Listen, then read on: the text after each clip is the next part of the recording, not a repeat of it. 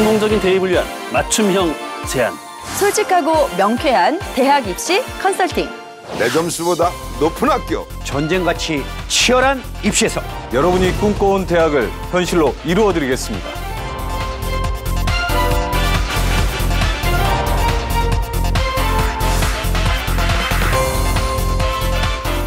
대한민국 학생들과 학부모님들을 위한 입시 솔루션이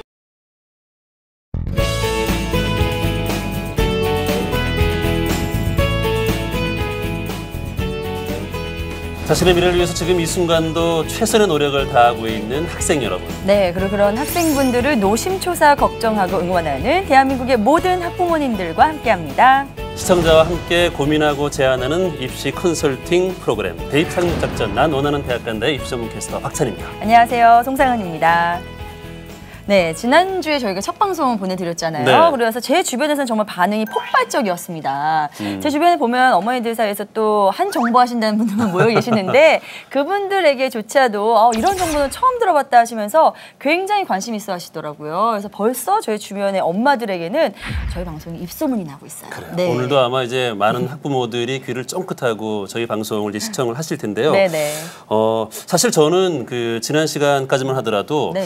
우리 아이들은 조금 어리니까 뭐 한 10년 뒤니까 뭐 그때 되면 또 달라지겠지라고 네네. 생각하면서 방심을 하고 있었거든요. 네네. 근데 첫 방송 제가 경험하고 나서는 네. 부모들이 미리 관심을 가지고 조금 똑똑하게만 대응을 하면 좀 수월하게 대입도 준비할 수 있겠구나 그런 맞아요. 생각을 좀 가졌어요. 네, 저도 역시 같은 생각을 했습니다. 저희가 방심하던 사이에 좀 뭔가 훅 들어왔는데요. 그래도 네. 그 느낌이 나쁘지 않았습니다. 미리 대비하면 되니까요. 근데 저희가 모른 채 그냥 막 대비를 할 수는 없을 것 같고요. 저희를 도와주실 전문가들이 분명히 계셔야겠죠. 그렇습니다. 네. 그래서 저희들이 또 아주 소중한 또 이 멘토 같은 두 분 선생님을 자리에 네, 모셨거든요. 네. 매주 고정으로 이 대입 상륙작전 난 원하는 대학 간다의 작전을 짜주시는 네. 야전 사령관입니다. 네. 조정현 선생님 나오셨습니다. 안녕하십니까? 어서 오세요. 안녕하세요. SED에서 수험생들과 씨름하는 조정녀입니다. 다시 뵙게 돼서 반갑습니다.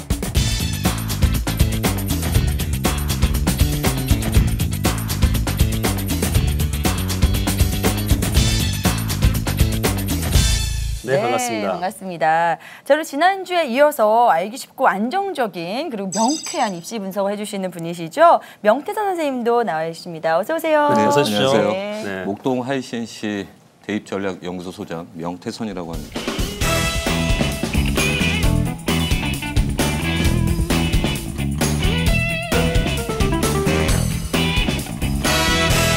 두 분 눈빛을 보니까 오늘도 네네. 뭔가를 많이 전해주시려고 노력하신 뭐 흔적이 여기저기서 나타나고 있습니다. 네네. 정말 이 명쾌하고 정확하고 이 두 분이 또 고급 정보를 저희들한테 전달해줄 시간이잖아요. 네네. 벌써부터 기대가 돼요.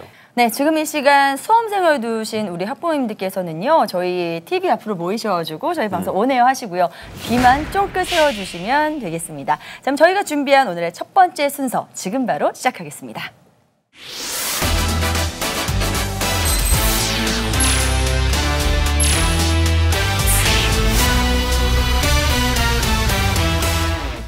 네, 첫 번째 시간은 입시 비밀 블랙박스 코너인데요. 네. 수험생들이 가고 싶어하고 학부모들이 보내고 싶어하는 이 대학교의 인기 학과를 저희들이 또 소개해드리는 시간입니다. 네. 특히 이제 마케팅에서 유용하게 이 사용이 되고 있는 스워트 분석을 대학 입시 설명에 저희들이 도입해봤는데요. 네. 강점, 약점, 그리고 기회, 위기면으로 나눠서 내가 갖고 있는 성적으로 어떤 대학에 갈 수 있는지 입체적인 정보를 드리는 시간입니다. 네, 저희가 지난주에 첫 학교로 요즘 가장 핫하다는 성균관대 반도체공학과에 대해서 전해드렸잖아요. 네. 그래서 많은 분들께서 관심을 가져주셨는데요. 자, 이번 주에 소개해 주실 이 학교는 또 어떤 곳인지 궁금하네요. 예, 바로 많은 학생들이 선택하고 싶지만 사실상 자신의 능력에 맞지 못해가지고 선택하지 못하는 최고의 학과라고 할 수 있겠죠. 네. 연세대 경상계열을 갖고 소개해드리겠습니다. 이 연세대 경상 계열은 뭐 과거부터 해서 지금까지 인기가 쭉 이어지나 봐요. 그 연세대학교 같은 경우 경상계열을 하면 맥주가 생각나십니까? 막걸리가 생각나십니까? 맥주죠. 네. 그래서 예전부터 네. 제가 너무 대답 빨리 했나요? 그래, 네. 연대 경상계열, 연대 경영을 가려면 이제 맥주 문화고 고대 법대를 가려면 이제 막걸리 막걸리 문화다. 문화다. 거기에 네네. 사실을 준비하니까. 네. 네. 그래서 이제는 학생들이 인터내셔널 비즈니스맨 꿈꾸는 학생들이 이제는 연대 경영을 많이 생각을 했죠. 그래서 네. 이제는 전통이 있고요. 그리고 선배들이 일단 대기업에 많이 있지 않겠습니까? 네. 그리고 이제 취업이 일단 가면 어느 정도 보장되는 그런 부분들이 있어서 아직도 인기학과라 이렇게 생각하시면 될 것 같습니다. 네. 그리고 여자들 사이에서는 이 연대 경상계열 쪽에 소개팅 미팅 그런 상대로 굉장히 인기학과예요. 아, 네, 여전히 그러셨어요? 그러겠죠? 네. 아마 그럴 겁니다. 네, 자 그러면 많은 분들께서 이렇게 여러 가지 이유로 좋아하시는 연세대학교 경상계열 왜 이 학교여야 되는지 그리고 어떻게 하면 들어갈 수 있는지 오늘도 역시 수학 분석을 통해서 좀 짚어보도록 할까요? 예, 연세대 경상계열을 가기 위해서 가장 강점은요. 특기자 전형이라는 게 있다는 겁니다. 네.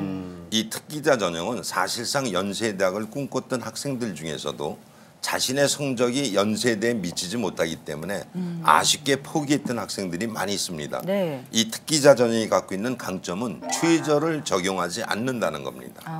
그러니까 경영학과나 경제학과, 응용통계학과에서 전부 70명 정도를 모집하는데 다만 자기 나름대로의 경상계열을 위한 노력 활동이 나타나야 된다는 것과 면접이 있다는 것이지만 그 강점으로서 선택할 수 있겠고요. 네. 약점에 있어서는 학생부 교과와 학생부 종합전형에서 학생부 내신을 반영하는 비율이 최고의 대학인 만큼 아무래도 높다는 것이 약점으로 작용할 수 있겠죠. 그렇군요. 그러니까 1.3등급만 된다 할지라도 사실 불리해질 수도 있다는 겁니다. 네, 1.3등급도 굉장히 높은 등급이잖아요. 그렇죠. 네. 무척 높은 등급이죠. 그런데 사실 워낙 상위권 학생들이 네. 또 그다음에 교장 추천제 없이 지원할 수 있는 대학입니다.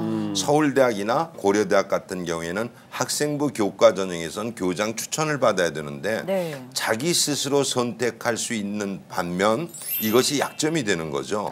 워낙 높아진다는 거죠. 네네. 그러다 보니까 사실상 학생부가 최고의 상위권이 되지 않는다면 약점으로 작용할 수 있다는 것을 염두에 두셔야 될 거고요. 네네. 기회에 있어서는 연세대학에서 가장 많이 모집하는 숫자인 만큼 경영학과가 70명, 경제학과가 44명, 응용통계학과 13명, 종합 127명을 논술로서 모집한다는 게 또 한 번의 기회로 적용할 수 있습니다. 네. 그러니까 이 논술로서 모집할 때 이 논술 특별 설명에서 이제 논술에 대한 특색을 설명해 드리겠지만 제가 한번 여쭤볼게요. 네. 두 분 아나운서께서 물방울 다이아몬드하고 다이아몬드 원석하고의 차이점이 어디에 있다고 생각하세요?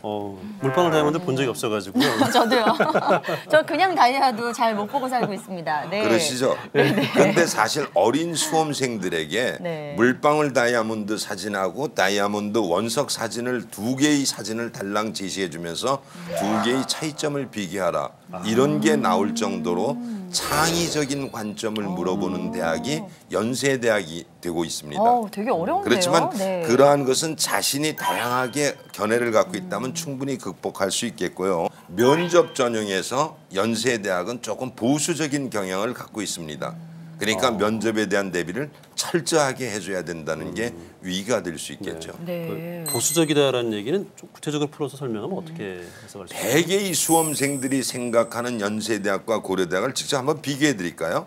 네? 아, 그렇죠. 대개 그렇다면 일반적으로 학생들이 생각하는 건 고려대학이 굉장히 보수적이고 네. 연세대학은 굉장히 개방적이다. 네. 또 더군다나 연세대학은 언더우드 재단이라는 서구의 재단이 들어온 대학 아닙니까? 네네. 그러다 보니까 자유분방하다 이렇게 생각할 수 있겠지만 사실 실질적으로 연세대학과 고려대학교의 교수진을 비교해 본다면 그 정반대라고 볼 수 있겠죠. 그래요? 사실 도시 학생들이 연세대학을 꿈꾸는 거는 지역적인 이점도 대단히 크게 작용합니다. 네. 신촌이라는 서울의 3대 번화가의 한 곳에 자리 잡고 있지 않습니까? 네.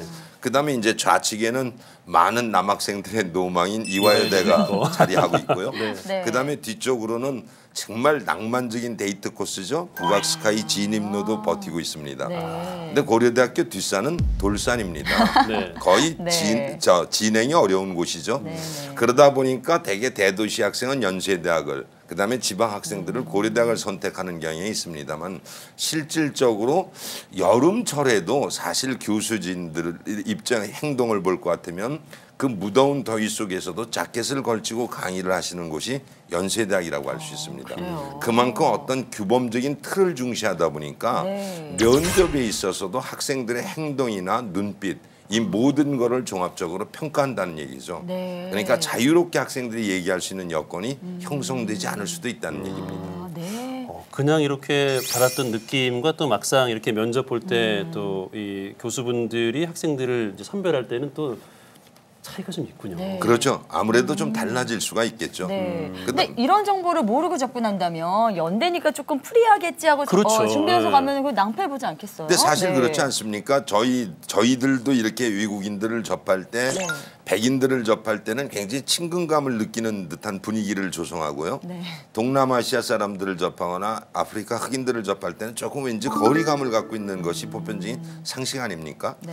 이렇듯이 즉시께서도 면접이나 논술이나 모든 전형에선 그 대학의 특색을 정확히 인식하고 들어가는 것이 바람직합니다. 알겠습니다.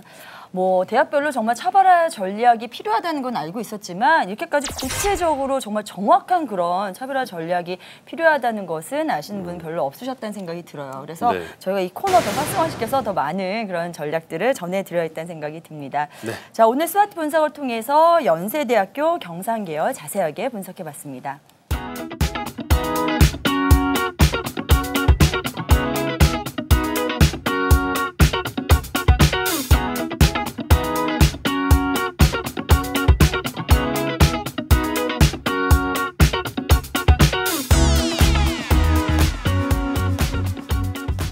다음 순서는 이제 복잡한 입시 전형, 넘쳐나는 정보 속에서 잘못 알고 있는 입시에 관한 비하인드 스토리를 또 들어볼 수 있는 시간입니다. 네, 신중에 신중을 기해야 할 입시에서 우리가 잘못 알고 있는 그런 상식이나 정보들 의외로 많아요. 참 많잖아요. 네. 네, 저희가 지난 시간에도 접했다시피 오해와 진실이 상당히 많습니다. 그래서 오늘도 이 순서가 굉장히 기대가 되는데요. 명 선생님께서 또 네. 준비하셨죠? 네. 예, 오늘 어떤 주제로 준비하셨나요? 오늘은 그 야간 자율학습은 자기 주도에 영향을 미치는가?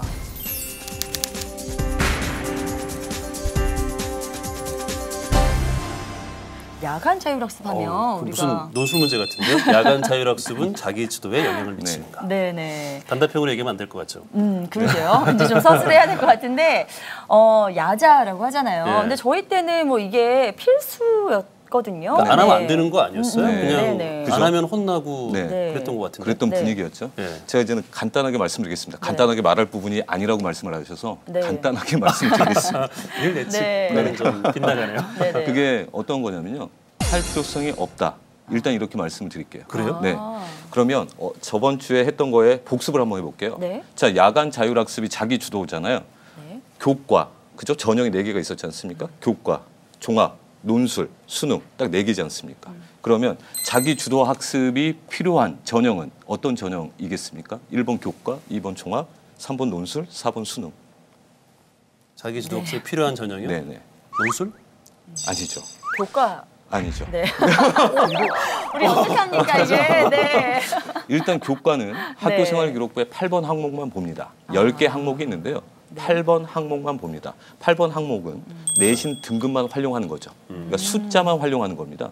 지금 자기주도학습이라는 건 선생님이 써주는 거지 않습니까? 전혀 반영이 안 되는 거죠. 네. 그죠? 그리고 두 번째, 종합전형은 선생님이 써주는 거예요. 종합에 들어가겠네요. 네, 종합에 들어가죠. 그렇구나. 그리고 세 번째 네. 논술은 학생부의 내신만 들어갑니다. 네. 출결 봉사하고 전혀 의미가 없죠. 어제 수능 100%라는 말씀을 좀 드렸잖아요. 네. 숫자로 확인하는 거잖아요. 네네. 그렇기 때문에 의미가 없죠. 이제 종합만 알겠어요. 왜 의미가 이렇게 있죠. 말씀하시는지. 네. 네, 학생부 종합 준비할 때만 이게 의미가 네. 있다 이 말씀해 주시는 거군요. 그런데 여기서 또 네. 차이가 나는 게요. 네. 학생부 종합. 그러면 모든 수험생들이 전부 다 그러면 야자를 해야 되는가? 그건 아니죠. 왜냐하면 형평성에 걸리지 않습니까? 네. 네. 우리가 이제는 강남에 있는 학교들 같은 경우는 학교가 파한 뒤에 그냥 다 집에 보냅니다. 그런데 이제는 좀 이렇게 저소득계층이 좀 몰려 있다거나 아니면 좀 이렇게 지방 같은 경우 사교육을 좀 받지 못하는 곳 같은 경우는 이제는 학교에서 야자를 선택적으로 하게 하는데 네. 네. 그런데 분위기는 강요를 좀 하는 분위기죠.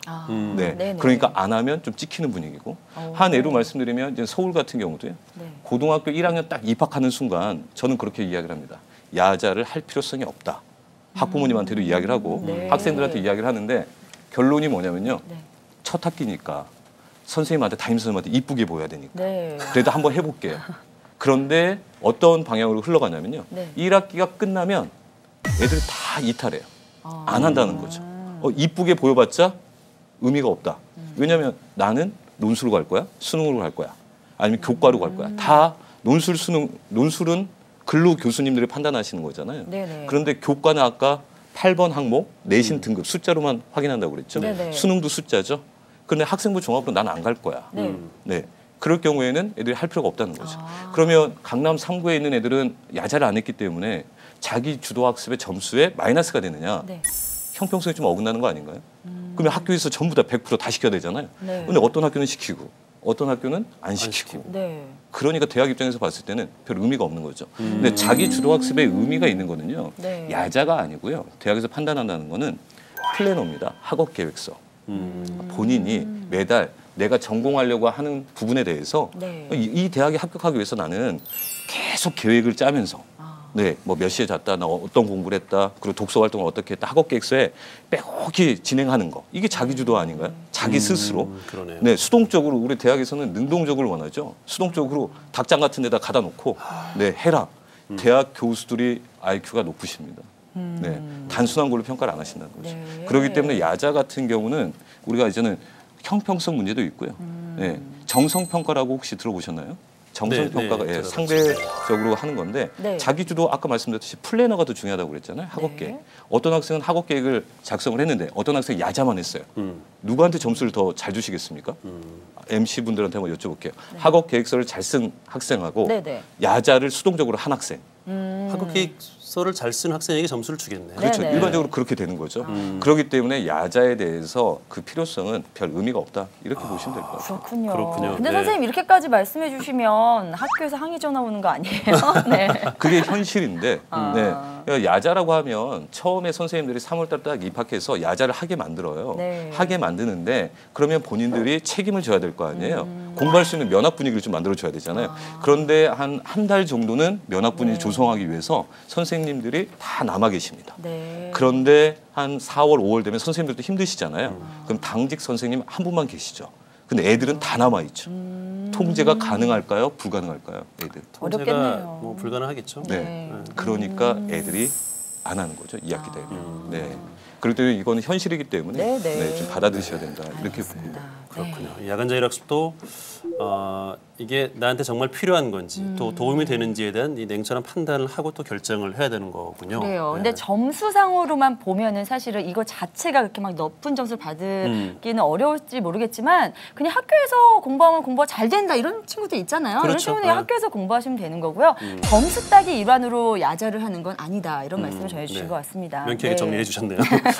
네. 자, 계속해서 대학 입시 진학 설명과 상담에 대한 고급 정보들을 또 심도 있게 나눠보는 시간을 가져보겠습니다. 다음 네. 코너죠. 유쾌한 상담소에서는 네. 입시 분석의 작전지휘관 역할을 해주시는 조정윤 선생님과 그리고 또 행동 대장격을 맡아주시는 우리 명태선 선생님이 네. 최근 그 입시에 관한 핫한 정보를 또 알려드리겠습니다. 네, 사령관님, 행동대장님 너무 잘 지으신 거 아니에요? 좀 무서워요. 네. 자, 그리고 이어서요. 수험생과 학부모님께서 직접 겪고 계시는 그런 고민들 세심하게 들어보고요. 구체적으로 방법까지 제시해드리는 상담 시간 갖도록 하겠습니다.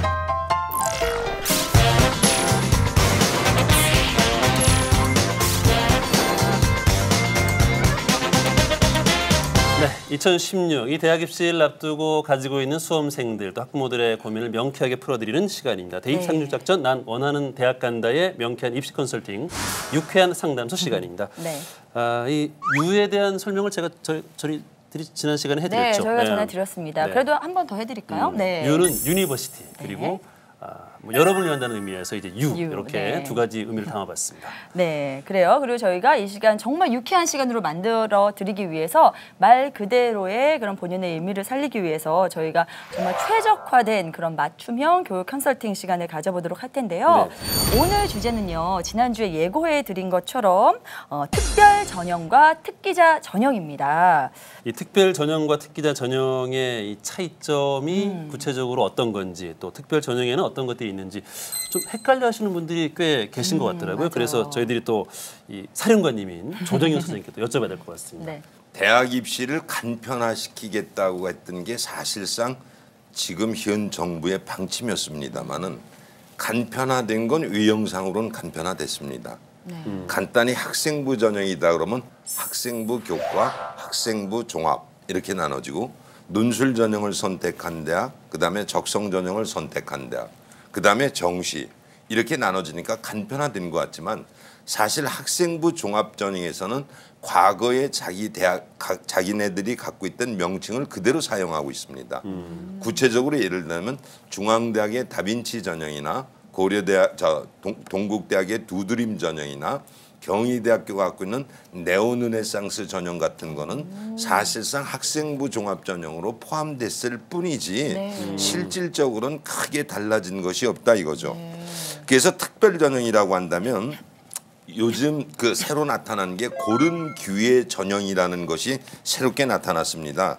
그래서 여기에는 저소득층이나 농어촌 특별 전형, 그다음에 국가보훈 특별 전형 이런 것도 바로 해당이 됩니다. 네. 그래서 이 특별 전형에서는 특성화고등학교도 특별 전형에 들어가고 인하대학교가 갖고 있는 또 색다른 특별 전형도 있습니다. 서해 5도 특별 전형이라는 게 있습니다. 또 그다음에 시간의 흐름에 따라서 만들어지는 시대적인 반응을 하는 특별 전형이 있습니다. 네. 모든 대학이 가져가는 건 아니지만 일부 대학이 선택하고 있는 단원고 특별 전형이라는 게 있습니다. 세월호 사건으로 친구들의 그 안타까운 사연을 보게 된 그 친구들을 도와주기 위해서 단원고 출신의 학생들을 그 대상으로 해서 특별 전형을 하는 거죠. 심지어 이거는 단원고다이다 보니까 서해 쪽이나 수도권에서만 있는 게 아니라 부산대학 같은 데서도 단원고 특별 전형을 진행하고 있습니다. 이렇듯이 그 시대의 흐름에 따라서 나타나는 특별 전형이 있고요. 그다음에 충남대학 같은 데서는 해군 특별 전형이라는 것도 있습니다. 아, 그래요? 예. 그래서 이렇듯이 각 대학마다 갖고 있는 특별 전형은 그 대학의 지역적인 환경이라든지 그렇지 않으면 그 대학이 갖고 있는 어떤 교육적인 목표, 이념과 일치되는 관점에서 선택하는 경우가 많습니다. 그래서 특별 전형이라는 거는 이렇게 소외된 계층을 대상으로 한다고 그래가지고 종합적으로 이제 고른 기회 특별 전형이다 이런 명칭이 생기기도 했고요. 특기자 전형이라는 건 아무래도 예체능 쪽에 많이 생기는 거죠. 그런데 꼭 예체능 쪽에만 있는 게 아니라 연세대학교 같은 경우에는 좀 전에도 설명했듯이 경영이나 경제학과나 응용통계학과 같은 데서 갖고 있는 사회과학인재 특별 전형이라는 게 있습니다. 이렇게 되니까 이 특기자 전형은 그 부분에서 자기 나름대로의 장점을 갖고 있는 수험생들을 선택해서 이루어지는 게 특기자 전형이다 이렇게 볼 수 있겠죠. 특별 전형이라고 하면 뭔가 굉장히 특별한 거야 되는데 너무 많으니까 그러니까요. 이게 막 그렇게 특별하게 느껴지지는 않을 정도입니다. 너무 많아져서요. 예, 그렇게 간편화시키겠다고 했으면서도 너무 많네요. 대학들의 그 입시에 대한 정책을 자율화한다는 관점에서 사실상 다양한 전형을 선택했는데도 웬만한 거에 대해서는 묵인해주고 있는 게 현실이기도 합니다. 자, 그럼 이 중에서요 가장 뭐 일반적인 그런 특별 전형이라고 볼 수 있죠. 저소득계층 학생들에게 지원 자격을 주는 이 기회균등 전형에 대해서 좀 자세히 짚어보겠습니다. 그 목적이나 지원 자격 같은 게 어떻게 되죠? 일단 특별 전형 그리고 특기자 전형 이렇게 아까 앞에서 말씀드렸잖아요. 이거는 이제 특별 전형에 포함이 되는데 우리가 이제 특별 전형 중에서 저소득계층을 선발하는 이유 이렇게 되는데 이제 그 전형 명칭이요. 아까 막 많은 전형 명칭이라고 말씀을 좀 하셔서 헷갈리신다고 많으니까. 근데 뭐 저소득계층 선발 전형이 있고요. 다 전부 다 뭐냐면 차상위 계층을 대하는 거예요. 고른 마음, 뭐 고른 기회, 그리고 기회 균등, 그리고 기회 균형 이름은 다 다르죠. 그리고 사회 배려자, 힘드니까 배려해야 될 거 아닙니까? 이런 것들이 그냥 우리가 저소득 계층을 위한 전형이구나, 이런 특별 전형이구나 이렇게 이야기를 하는 거고 이름은 되게 많다는 거죠. 근데 하나로 이제는 특별 전형을 모아놓는데 저소득 계층의 뭐 이 전형을 만든 목적 같은 경우는 우리가 이제는 그 학생들의 학력이 좀 경제적으로 힘들다고 해서 부모님들이 학력이 세습되는 것을 이제는 좀 막겠다. 개천에서 용나는 경우를 좀 많이 만들겠다. 이런 거죠. 그래야 사회가 좀 더 안정적으로 될 수 있고 발전적으로 될 수 있으니까요. 그렇기 때문에 만든 목적은 그거고요. 지원 자격이 되게 중요합니다. 이 지원 자격을 보면 우리 집은 차상위 계층이야 이렇게만 생각을 하면 안 되고요. 나는 소년 가장이야. 난 저 전형으로 갈 수 있어. 이런 게 아니라 대학마다 지원 자격이 되게 까다롭습니다. 특별하니까. 레귤러한 게 아니라 아주 특별하기 때문에 지원 자격이 까다로워요. 그러니까 이런 거 있죠. 헌법에서 나오면 뭐 1조 1항.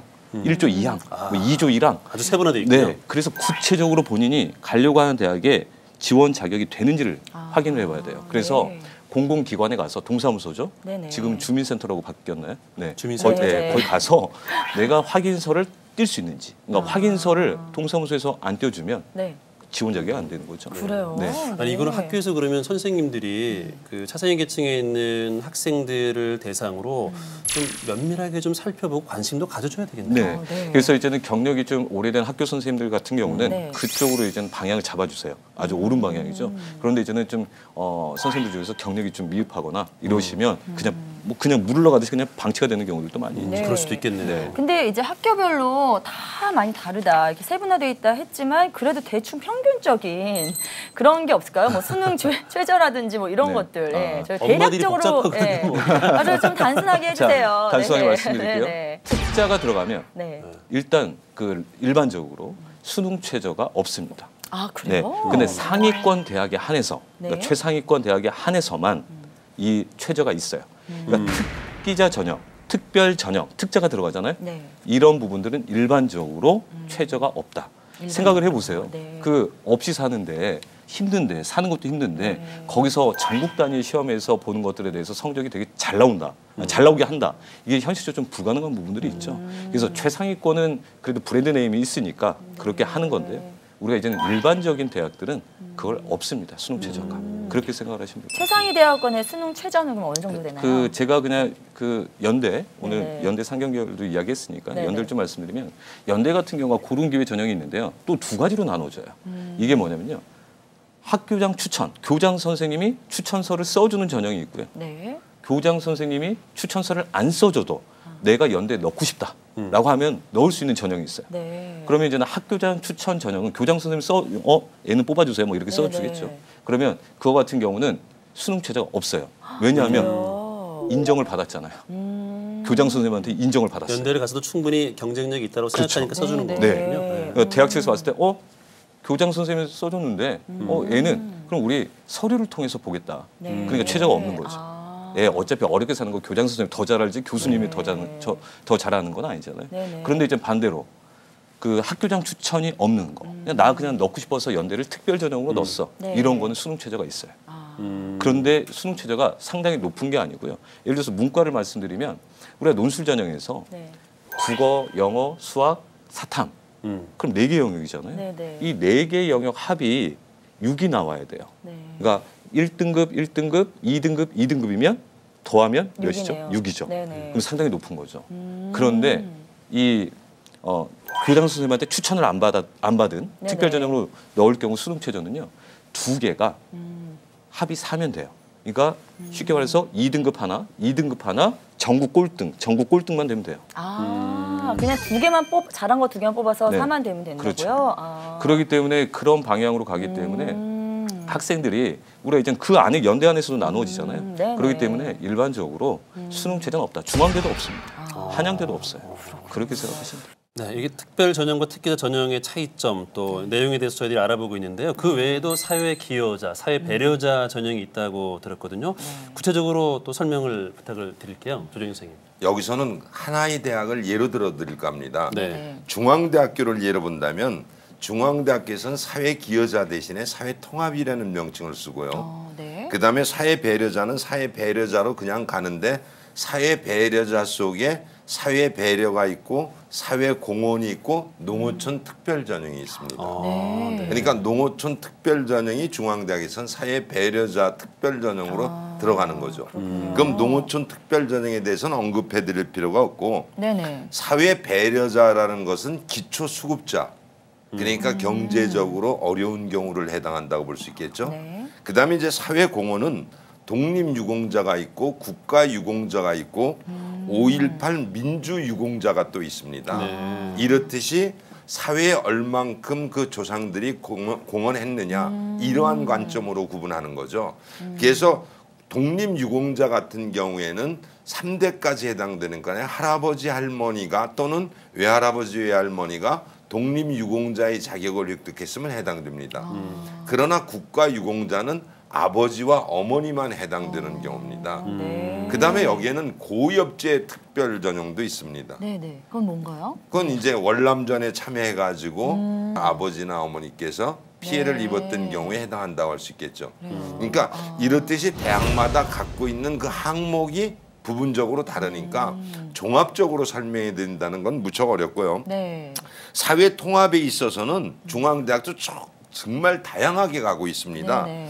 그래서 여기선 다문화 가정도 해당되고 20년 이상 공무원으로서 장기 근무했던 경우도 해당됩니다. 아, 그래요? 이런 경우가 다른 대학 같은 경우에는 오지에서 특별 근무하는 경우에 해당되는 대학도 있는 반면 네. 그러니까 20년 동안 장기 근무했다는 거는 직업군인으로서 20년 이상 생활을 했거나 경찰관이거나 또는 중앙대학은 소방공무원의 자녀들도 해당됩니다. 아, 네. 그렇게 되니까 20년 동안 장기 근무했으면 사회통합특별전형에 해당되는 거고요.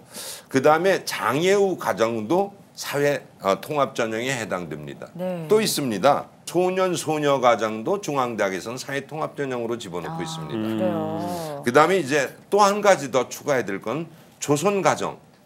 부모님이 안 계시고 네. 할아버지나 할머니의 손에 의해서 키워준 수험생들 네네. 이런 경우도 바로 사회통합특별전형에 해당됩니다. 우대해줬으면 좋겠어요. 예. 네. 그러니까 결과적으로는 이 사회통합전형이나 사회 배려자 전형 이거를 다른 데서 사회기여자 전형이라고도 하는데 네. 사실상 이러한 거는 명칭상의 차이일 뿐이지 또 거기에 주어지는 항목 역시 대학마다 다르다는 거죠. 네. 아까도 말씀드렸듯이 20년 이상의 공무원으로 한정된 대학도 있는 반면 네. 오지에서 근무한 공무원으로 한정한 대학도 있습니다. 그러니까 자신이 어떠한 자격을 갖고 있다 할지라도 그 대학의 조건을 정확히 파악하는 게 중요한 거고요. 그래요. 사실 이러한 거는 수험생들한테 스스로가 파악하라고 했을 때는 사실 수능 공부하기도 너무 바쁘지 않습니까? 그러니까요. 네네. 근데 이런 것까지 일일이 검색해주면서 파악하긴 힘든데 네. 이러한 거는 사실 그 학생들이 다니는 학교에서 통계적으로 간단히 도표화시켜서 제시해 주는 경우가 있습니다. 네. 그렇지 못할 경우에는 또 이제 전문 상담 선생님의 도움을 좀 받아야 아무래도 수험생들은 자기 부담을 덜면서 입시에 대한 전념을 할 수 있겠죠. 네. 참 네, 이렇게 감사합니다. 설명을 들으니까 네. 아 이걸 제대로 알기 위해서 또 그 대학 입시처럼 공부를 해야 되겠다는 생각이 들 정도로 참 복잡하네. 그래서 이렇게 두 네. 분이 계신 것 같아요. 네, 그래요. 그리고 지금 앞서서 말씀드린 것처럼 특별하지 않을 정도로 정말 특별 전형이 너무나 많은데요. 또 네. 하나하나 항목을 짚고 들어가면은 그 하나하나 항목마다 그렇게 쉽지 않은 항목들이에요. 예, 그래서 정말 자기가 이런 조건들에 맞는지 잘 살펴봐야겠다는 생각도 드는데요. 지금 농어촌 특별 전형을 설명을 안 해주셨잖아요. 근데 저는 사실 엄마들 사이에서 카더라 통신에 이런 게 있어요. 뭐 서울에서 내신이 좀 안 되면 우리 시골로 이사 가면 된다. 뭐 이런 얘기가 있거든요. 그래서 이거에 대한 좀 질문을 드리고 싶어서요. 선생님께서 네. 농어촌 특별 전형에 대한 설명을 좀 더 해주셨으면 좋겠어요. 네. 정말 이게 시골로 이사 가면 좀 유리해지는 면이 있는지. 네. 아니 실제로 그런 분들이 좀 계세요? 네, 있습니다. 아 그래요? 네, 컨설팅을 할 때도 네. 이사를 가야 되나요? 네, 지방으로 내려가야 되나요? 뭐 이렇게 네네. 물어보기도 합니다. 근데 그래서- 답이 네. 뭔가요? 일단 내려가도 네네. 상관없습니다. 내려가면 네. 네, 유리한 점들이 있는데요. 먼저 그 학부모님들께서 지금 이렇게 듣고 계실 때 좀 정리를 하고 갈게요. 특별 전형은 딱 세 가지가 있다.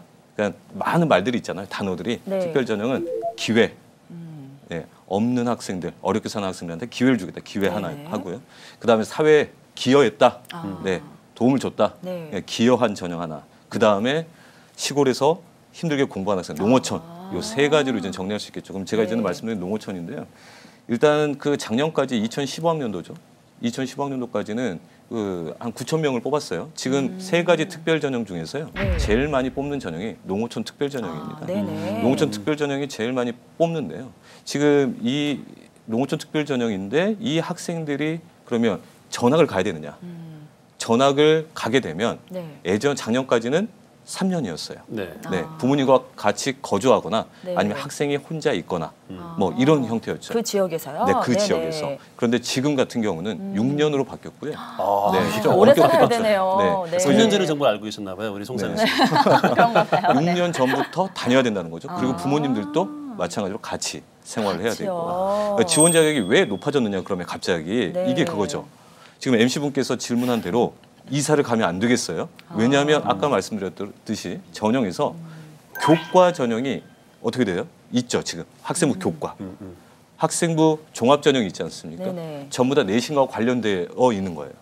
그렇기 때문에 부모님들께서 조금 더 쉽게 대학을 가기 위해서 중학교 3학년 때까지 마치고 대학을 보내기 위해서 지방에 있는 시골에 있는 고등학교로 가려고 하는 추세가 보이니까 제 느낌에는 그렇게 머리 굴리지 마라. 잔머리 굴리지 마라. 네. 그러면서 3년이었던 거를 아예 6년으로 확대를 시킨 것 같아요. 저희 엄마들한테 이 실망스러운 소식도 제가 전해드려야겠네요. 네. 그 농어촌에 계신 진짜로 이제 농어촌 특별 전형을 이용해서 대학 가려는 분들한테는 그래도 반가운 소식인 것 같고요. 그래 맞아요. 네, 저희 꼼수 부리지 말고 정말 그래요, 있는 그대로 열심히 부지런히 잘 준비를 해야 될 텐데요. 네, 오늘 이렇게 해서 저희가 특기자 전형, 특별 전형에 대해서 좀 자세하게 이야기 나눠봤습니다. 네. 다음은 학생들과 수험생 학부모님들이 이제 대학 성적이 난 원하는 대학 간다에 의뢰오신 사연을 들어보는 시간입니다. 네, 정말로 각종 설명회나 컨설팅, 인터넷 기사를 보면 정보가 너무 많기 때문에 우리 아이에게 이게 정말 맞는 정보인지 아닌지조차 잘 모르는 게 요즘 시대잖아요. 네. 그래서 이 두 분께서 정말 친절하고 명쾌한 그런 해결책을 오늘도 꼭 전해주시길 부탁드리겠습니다. 네. 자, 그러면 오늘 첫 번째 사연 바로 넘어가 볼 텐데요. 오늘 첫 번째 사연은 전라북도 정읍에서 문과 고등학교 2학년 수험생이 직접 보내온 사연입니다.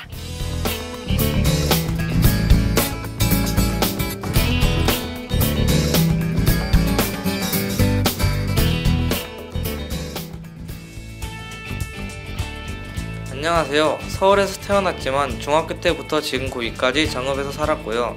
어릴 때 꿈이 서울로 대학을 가는 게 목표였기 때문에 진짜 서울 애들을 따라잡기 위해서 피눈물나게 노력했거든요. 고1부터 지금까지 내신 1등급이고요. 독서활동, 봉사활동, 임원활동, 탭스 등 관리도 꾸준히 했습니다. 제가 목표로 하고 있는 학과는 서울대 언론학부, 연세대 경영학부입니다.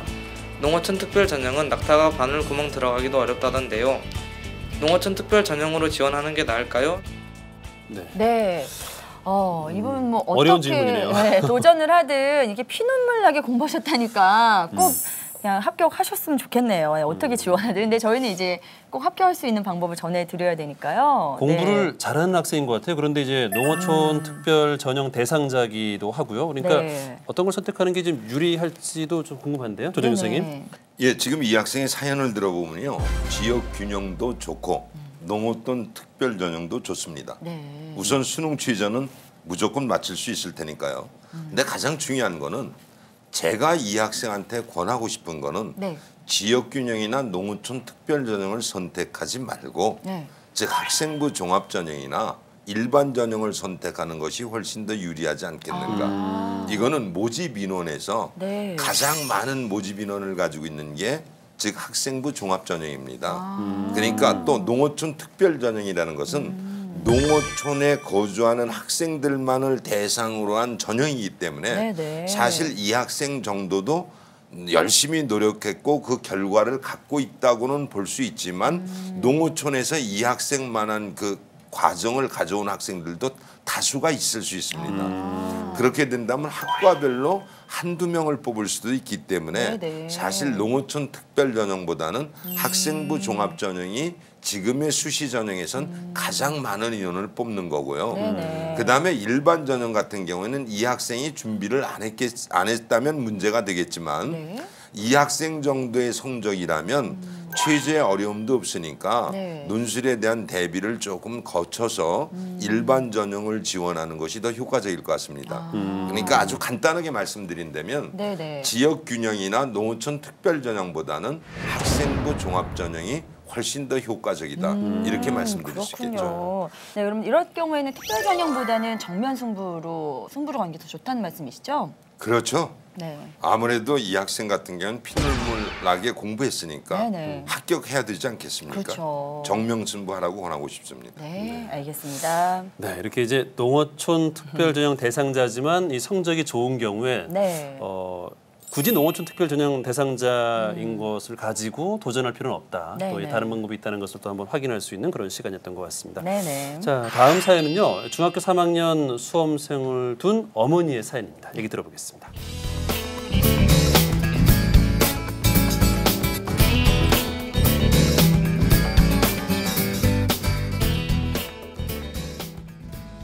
강남 대치동에 살고 있는 중3 수험생을 둔 엄마인데요.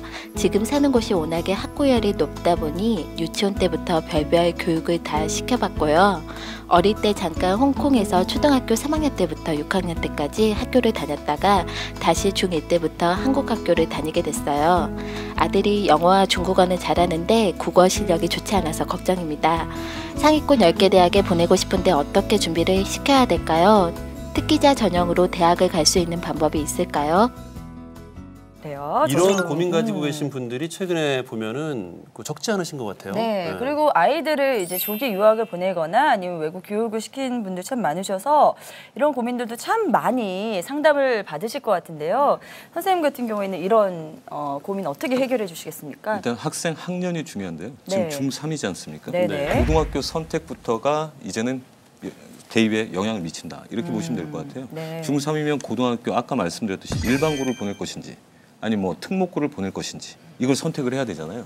그러면 그 MC분들께서는 내 애가 영어도 잘하고 그리고 중국어도 잘해요. 네. 그러면 일반고를 보내실 겁니까? 특수 목적 고등학교. 그러니까 네. 외고죠. 외고로 보내실 건가요? 외고요. 그죠. 네. 그렇게 외고로 가야 이야기하죠. 되지 않을까요? 네. 네, 네. 그렇죠. 그렇게 말씀을 하시죠. 네. 그래서 이제는 난 외고를 애를 보내야 되겠다. 네. 그러면 이제 중등부 학원을 가겠죠. 중등부 학원에 가서 상담을 받겠죠. 네네. 그럼 중등부 학원에서는 일반고를 보내야 될 것 같다고 이야기할까요? 아니면 특목고를 보내라고 이야기를 할까요? 특목고요. 그렇죠. 네. 특목고. 그러면 어머님, 아버님들이 생각하는 특목고와 학원이 이야기하는 특목고가 딱 일치가 되네요. 그러면 학원에 등록을 하겠네요. 그렇죠. 그쵸. 그러겠네요. 네. 네. 그러면 학원에 걔를 특목고를 보내면 네. 보냈어요. 네. 그래서 뭐 명덕 외고를 보냈다, 뭐 한영 외고를 보냈다. 그러면 입시 결과 실적이죠. 네. 그럼 광고 효과가 있는 거죠. 아. 그렇죠. 그거는 고입까지입니다. 고입. 아, 그렇죠. 네. 특기자 학생부 종합전형이 는다고 그랬나요? 준다고 그랬나요? 줄어든다, 는다. 어느 쪽입니까? 늘고 있죠. 네. 아, 학생부 그래요? 종합. 학생부 종합 네. 아, 전형은 학생부 예, 종합. 늘고 네네. 있죠. 예. 그런데 특기자 전형은 논술 전형하고 일반적으로 지금 줄고 있는 추세예요. 그래요. 그렇기 때문에 원서를 쓸 때 우리가 이제 중3인데 고등학교를 선택할 때는 제가 이런 말을 합니다. 어머니 합격증 고등학교 합격증을 받고 잠시 목에다가 이제 기부스 어머니들 앞에서 좀 뭐라 그럴까요? 뭐 힘 좀 주는 거죠. 내 애는 일반고가 아니야. 일반적인 애 아니야. 네. 특수한 목적 고등학교 특목고에 들어갔어. 네. 아, 그게 오래 못 가요. 네. 그래요? 그 안에 들어가면 일단 가장 중요한 게 컨설팅을 하다 보면 모집 인원. 아까 농어촌 특별전형도 그거 있지 않습니까? 모집 인원. 네네. 모집 인원을 얼마만큼 뽑느냐에 따라서 달라지는데요. 네. 지금 이 학생 같은 경우는 영어하고 중국어는 되게 잘해요. 그러면 네. 모집 인원을 한번 볼까요? 제일 많이 뽑는 게요. 경희대 네오 르네상스 전형입니다. 네. 이게 이제 외국어 특기자를 뽑는 전형인데요. 네. 800여 명을 뽑아요. 아, 상당히 많이 뽑죠. 많이 뽑네요. 네. 고려대 같은 경우가 한 200명대 후반을 뽑습니다. 음. 그리고 연세대학교가 300명대 후반 정도를 뽑아요. 네. 서강대는 50명대를 뽑습니다. 그런데 지금 여기서 주목해야 될 게요. 서강대가 50명대를 뽑는다고 했잖아요. 네. 일반적으로 다 50명대 밑이에요. 아, 다 뽑질 않아요? 네, 그러니까 특기자 네. 전형인데 지금 다 그 경희대나 고대나 연대는 100명 단위를 지금 뽑는다고 말씀드렸잖아요. 그래요? 경희대는 네. 800여 네, 명 뭐 이렇게 그렇죠. 말씀드렸는데 네. 나머지 그럼 대학들은 어떠냐? 일반적으로 뽑는 인원이 적다는 거죠. 아 그래요? 뭐 20여 명 전체 특기자 전형. 그러면 차이가 엄청나게 그 나는군요. 특기 안에서 또 뭐가 나눠지겠어요? 영어 잘하는 애, 중국어 잘하는 애, 뭐 스페인어 잘하는 애, 네. 독일어 잘하는 애. 그럼 예를 들어서 20명을 뽑는다. 네. 근데 우리 학교는 어학과가 한 뭐 10개다. 네. 그럼 각 과에 몇 명 뽑는 겁니까? 2명. 2명이죠. 아, 그렇군요. 들어가기가 그러면 쉬운 겁니까? 적은 겁니까? 어렵잖아요. 어렵죠. 그래서 상당히 어렵죠.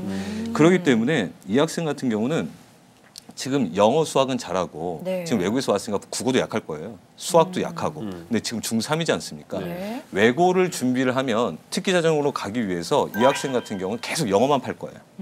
수학은 이제 좀 멀리하고. 그래서 외고 간 애들의 특징이 요새의 특징은 수학이 대부분 다 약하다는 거죠. 네. 그러니까 지금 학생이 교육 정책의 흐름으로 이렇게 이야기를 말씀드리면 지금 현재는 특기자 전형 쪽으로 가는 게 아니라 일반고를 가서 그 안에서 경시대회가 있겠죠. 영어 경시대회, 중국어 경시대회, 그리고 그 안에서 영어 편집, 그러니까 영어 뭐 신문 편집 동아리 이런 거 들어서 본인이 동아리 부장도 하고 활동을 더 많이 하면 네. 외고로 가서 특기자로 가는 것보다 훨씬 대학의 문이 열려 있다는 거죠. 아. 서울대 같은 경우가 특기자 전형이 있을까요, 없을까요? 우리가 그 명칭이 학생부 종합전형입니다. 네. 학생부 종합. 근데 특목고 애들도 들어가요. 네네. 네, 서울대로 들어갑니다. 들어가는데 우리가 예전에는 용의 몸통만 돼도 좋은 대학에 간다 이런 말을 했어요. 네. 그렇죠. 네, 교육 정책이 바뀌기 전까지는. 근데 지금은 그렇지가 않아요. 네, 이 학생 같은 경우는 일반고를 가서 본인이 장점을 더 부각을 시키고 준비하는 게 모집 인원이 많은 쪽으로 하는 게 더 낫습니다. 네, 좀 더 멀리 봐야겠네요. 대입까지. 아니 네. 이게 최근에 바뀐 게 아니라 바뀌어가는 지금 추세라고 봐야 되는 건가요? 네, 그렇습니다. 한 2, 3년 전부터 학생부 종합이라는 이름이 생기면서 박근혜 정권이 들어서면서 이게 확대가 되면서 이런 추세가 나타나는 거죠. 좀 갑자기 지금 그 생각이 네, 들어요. 그러니까 네. 중학교 학부모들의 경우는 네. 이게 이런 추세라고 한다면 이런 경향이 좀 굳어질 가능성이 크잖아요. 네, 그래서 그 학부모님들이요. 전학을 고등학교 1학년 1학기 지금 저한테 전학 문의가 되게 많이 옵니다. 야, 내신 따기 힘든 고등학교 갔어요. 광역 네. 자사고 서울에 있는 고등학교죠. 네. 갔는데 전 고등학교를 바꾸고 싶다. 왜냐하면 어디서 들어보니까 교과 전형을 뽑는다.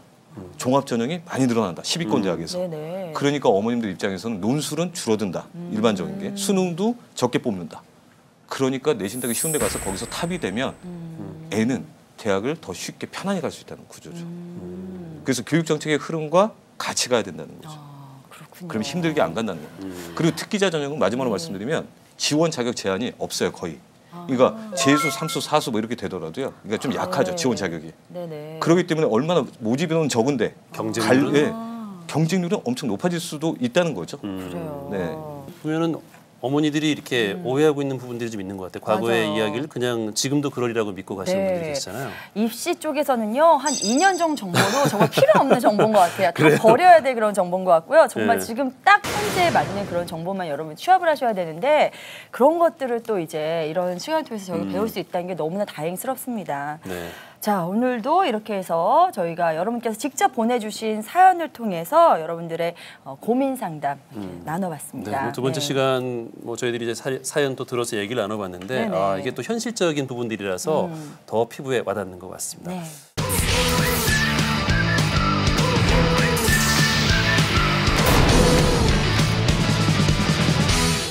자, 이렇게 해서 입시를 앞둔 학생분들 그리고 학부모님들과 함께 이 고민하고 해결하는 스마트한 입시 컨설팅. 네, 대입 상륙작전 나는 원하는 대학 간다. 어느새 또 마칠 시간이 됐어요. 네, 오늘 나와주셔서 정말 고맙습니다. 네, 두 분 오늘 어떠셨어요? 오늘 두 번째 저희와 함께하게 되셨는데요. 네. 예, 아무래도 수험생들이 정확히 파악하지 못한 정보를 전달하고 있다는 데서 저도 무한한 기쁨을 느끼고요. 네. 계속 이 시청을 하시면서 자신한테 맞는 선택이 올바르게 가져간다면 바로 좋은 결과를 빚으리라고 생각합니다. 네. 부모님들께서 특자 들어가는 부분을 되게 헷갈려하시고 혼동스러워하는데요. 네, 특기자와 특별을 제가 좀 확실하게 좀 구분을 해드렸지 않습니까? 네네. 그래서 부모님들께서 모르는 부분을 제가 속 시원하게 좀 이야기를 해서 너무나 기분이 좋습니다. 네. 오늘 빛이 좋아지신 것 같아요. 네, 아주 시원하시게 설명을 다 해주신 것 같아요. 네. 저희는 다음 이 시간에는요 유치원 때부터 논술 시켜야 할지 말아야 할지 요즘에 그 유치원 학부모들도 이 논술 때문에 벌써부터 고민이라고 합니다. 네네. 정말 어려운 문제인데요. 네. 논술 전형 언제부터 어떻게 준비할 것이라는 주제를 가지고 얘기를 나눠보도록 하겠습니다. 네, 제가 특히 아주 관심 갖고 있는 그런 주제예요. 더욱더 기대가 되는데요. 인문 논술과 수리 논술까지 다양해진 논술 전형 4주간의 대장정의 첫 시간이 펼쳐질 예정이니까요. 여러분 기대 많이 해주시기 바랍니다. 네, 저희는 여기서 인사드릴까요? 네. 여러분 안녕히 계십시오. 고맙습니다.